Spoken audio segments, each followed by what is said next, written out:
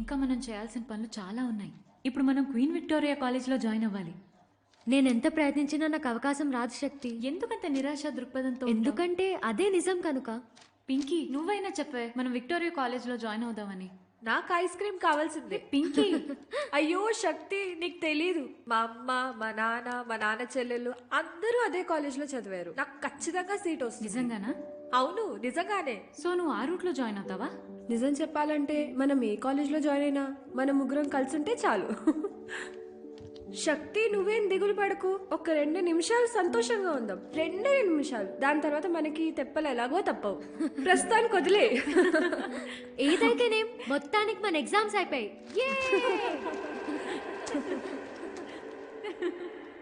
ఎప్పుడైనా శక్తికి నాకు సహాయం కావాలని అనిపించిందా? ఖచ్చితంగా అనిపించింది. అందరిలాగే నేను అటువంటి పరిస్థితుల్ని దాటుకొనొచ్చాను. అప్పుడు సాయం దొరుకుంటే జీవితం మరోలా ఉండేది. ఎప్పుడైనా సహాయం కావాలని అడిగిరా శక్తి?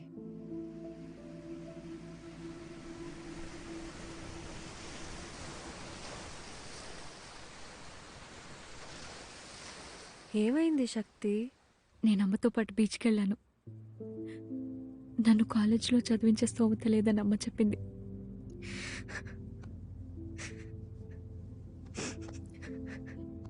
ఇట్స్ ఓకే, నువ్వేం బాధపడకు. మనం ఏదో ఒకటి చేద్దాం. నేను మా నాన్నతో మాట్లాడతాను.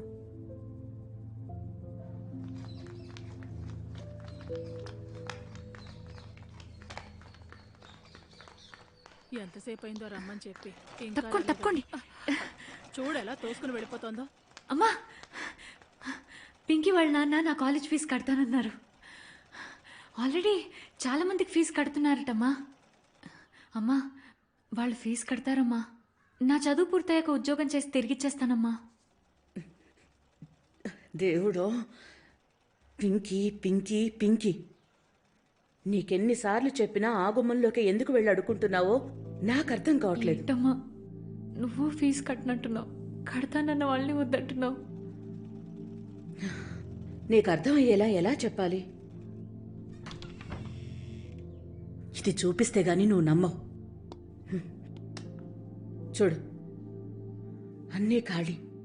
తుడిచిపెట్టుకుపోయి అన్నీ ఖాళీ అయ్యాయి.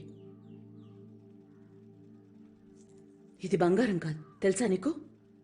కోటింగ్ వేసి అందరినీ మేనేజ్ చేస్తున్నాను.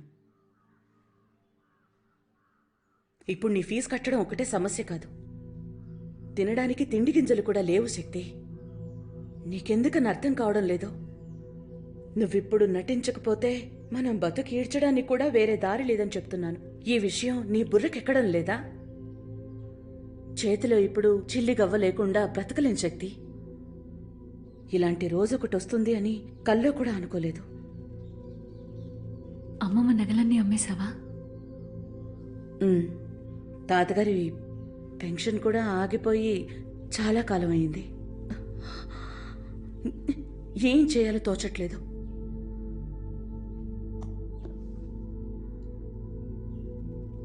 అన్నీ అయిపోయాయా? అవును, వీసం ఎత్తు బంగారం కూడా మిగల్లేదు. నీ ఫ్రెండ్ ఇచ్చిన నగలు మాత్రమే మిగిలున్నాయి.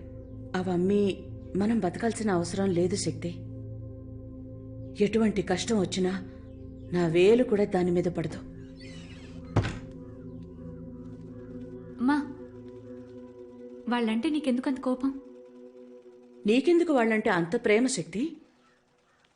ఎందుకంటే వాళ్ళు నన్ను అభిమానంగా చూసుకుంటున్నారు.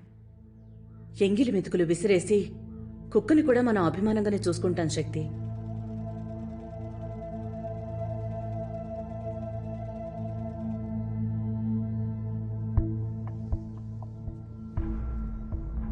మలరింటి ఎంగిల్కూడు తినే బదులు వాళ్ళ ఇంట్లో కుక్కలా పడుండొచ్చు. మలర్ దగ్గర చేయి చాపి అడుక్కోవడానికి మాత్రం నీకు అభిమానం అడ్డురాదా అమ్మా? మల్లర్ మనలాంటిదే. మనలాంటిదే అంటే తెలుగా? మనలాంటిదే అంటే సాటి మనిషి, ఇక్కడ మనతోనే ఉంటూ మనలాగే కష్టాలు అనుభవిస్తున్న మనిషి. తనెప్పటికీ మనల్ని మోసగించే ప్రయత్నం చేయదు. వాళ్ళు కూడా అలా చేయరు. నన్ను కన్నబిడ్డలా చూసుకుంటున్నారు. నా మాట నమ్ము. అయ్యో, నువ్వు మూర్ఖంగా ప్రవర్తిస్తున్నావు శక్తి. చెప్పేది కొంచెం కూడా అర్థం చేసుకోవా? మాయ చేయడానికి ఏదో 4 డైలాగులు చెప్తే నమ్మేయడమేనా? డైలాగులు చెప్పేది నువ్వు మలరే, వాళ్ళు కాదు. ఎందుకంటే మీరు సినిమా వాళ్ళు కదా.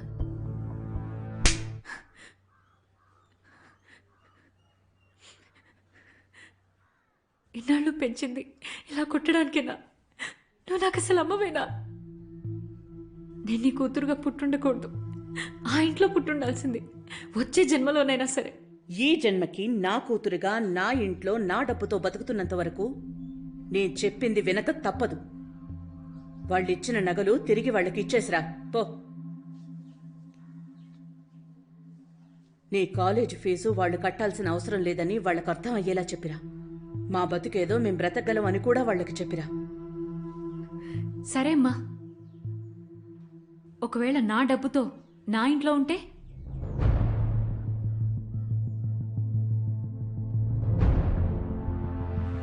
శక్తి, ఏమైంది? నువ్వు చెప్పిన దానికి మీ అమ్మ ఒప్పుకుందా? నేను కాలేజ్లో చేరలేను పింకీ. నేను పనికి వెళ్ళాలి.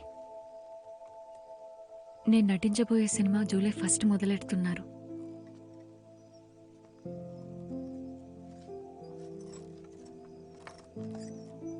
నువ్వు కాలేజ్కి వెళ్ళు పింకీ. బాగా చదువుకోవాలి. అక్కడ జరిగేవన్నీ నాకు చెప్పు, నేను వినాలి. శక్తి, నేనే నీతో చెప్దామనుకున్నాను. సారీ, కుదరలేదు. నాకు మ్యారేజ్ ఫిక్స్ అయింది. పిచ్చిదానిలా మాట్లాడకు పింకీ. ఏయ్, నిజంగా శక్తి, నాకు పెళ్లి జరగబోతుంది. Engagement July 6. పోయిన వారమే నేను అబ్బాయిని చూశాను. అమ్మా నాన్నలకి నచ్చాడు, బాగున్నాడు.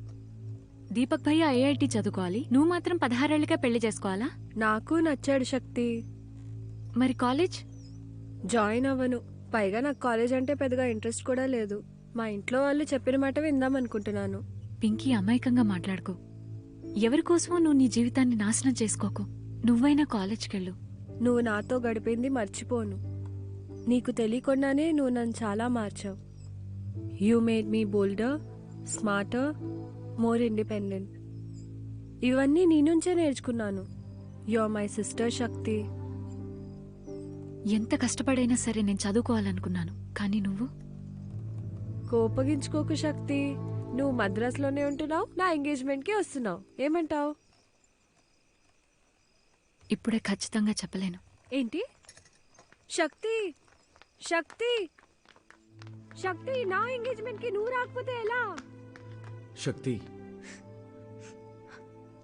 నాకు తెలుసు నీకు అర్థం కాదని. నాకు అవసరం లేదు, నేను వెళ్తున్నా. నీకు కావలసింది తను వద్దనుకుంటే అందుకు తన మీద కోప్పడ్డం న్యాయం కాదు. ఇద్దరికీ మంచిది కాదు. అది మీ దోస్తికి కూడా మంచిది కాదు. అందరూ నీలా కాదు శక్తి. నువ్వు నిశ్చితార్థానికి రాకపోతే పింకీ బాధపడుతుంది. తుమి ఉస్కి బెస్ట్ ఫ్రెండ్ హో. నీ అంగీకారం తనకి చాలా ముఖ్యం. తప్పకుండా వస్తాను. తనతో చెప్పు, నా మనసేం బాలేదు. ఇందులో తన తప్పేం లేదు. ఒక్కోసారి అలా జరుగుతుంది. జూలై 6 కదా, తప్పకుండా వస్తాను.